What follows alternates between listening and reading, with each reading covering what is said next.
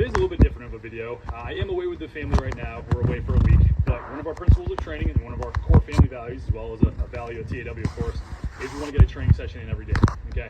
So what I want to go through today is just how we can adjust our training, especially when we adjust it in our environment and adjust the equipment we have available, okay? So the first thing I want to actually cover super quick is just some nice, valuable, efficient, effective at-home equipment, okay? So number one, just like a regular session, you want to do some soft tissue. So you can easily bring a foam roller along with you, or a massage stick, a tiger tail, something like that.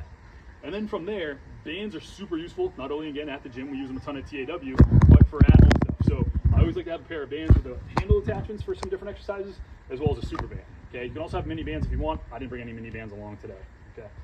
A suspension training system. So this is just an old jungle gym system that we had at TAW. It wasn't working very well anymore, so now we use it for some at-home stuff, okay? In order to add some load to some exercises, a weight vest is super valuable. Okay, again, it doesn't take up much room. Yes, it adds a little bit of load to your cargo if you're bringing it, but other than that, it's not bad. And then lastly, this is a little bit more of an option, but I do like them, not only again in the gym, but especially at home stuff and BFR cuffs or blood flow restriction cuffs. We'll talk about that a little bit more in a second, okay? But the big thing that I want to talk about and cover super quick are the principles. And what I mean by that is, yes, we like progressive overload. We like increasing load on things. We want to increase the intensity and the power and the strength outputs, but sometimes we just don't have the equipment available. In that case, we can change our focus, but we can still train with intent and quote unquote intensity, okay? One of the big things you can do is spend a little more time on your soft tissue work. So maybe sometimes like, hey, I dedicate 5 to 10 minutes in the beginning of a session, which is usually sufficient, but can I spend a little more time when I'm not getting after some of the heavy weight? Yes, we can. So spending some more time on your soft tissue work. The other things that come into play, we want to make sure that we're achieving a fatigue point, okay? With most of our training, we don't need to be throttled every single set, but we want to make sure that we're getting pretty close to fatigue. And we usually like to reference a 2 rep rule. Okay, what does that mean? It means that when we're doing a set of exercises, we want to come within about 2 reps left in the tank. And if I were to do 2 more reps, I probably couldn't do that last rep with very good form. Okay, that's our 2 rep rule. If you can do more than 2 reps, if you leave 3, 4, 5, 6 reps left in the tank, in most cases, yes, there is a case for that we want that, but in most cases, if we leave that many repetitions in the tank, we're leaving a lot of adaptations on the table as well. So we're not going to get the results that we want. Okay, so we do higher repetitions with at-home training. So today I did a lot of stuff. I was in the 12 to 20 area, where again, a lot of times when I'm using some resistance weights and stuff, I'm usually in the 8 to 12 and below area, okay?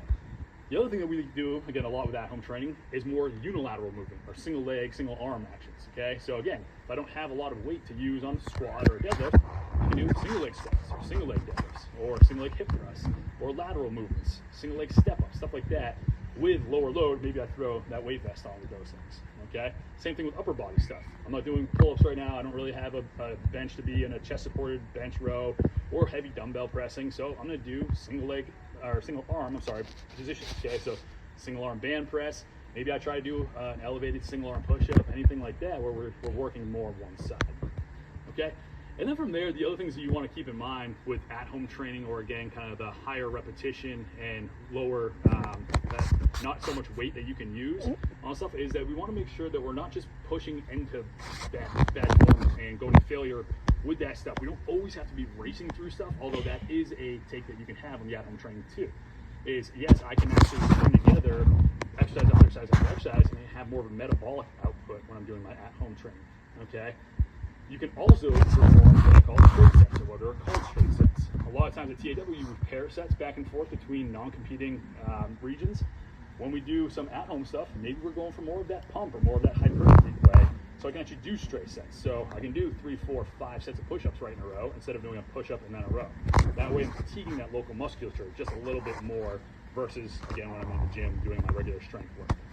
Okay, so just remember those principles, guys, for at-home stuff. Number 1, get your session in. Just because you're on vacation doesn't mean you don't train. You absolutely want to get stuff in, okay?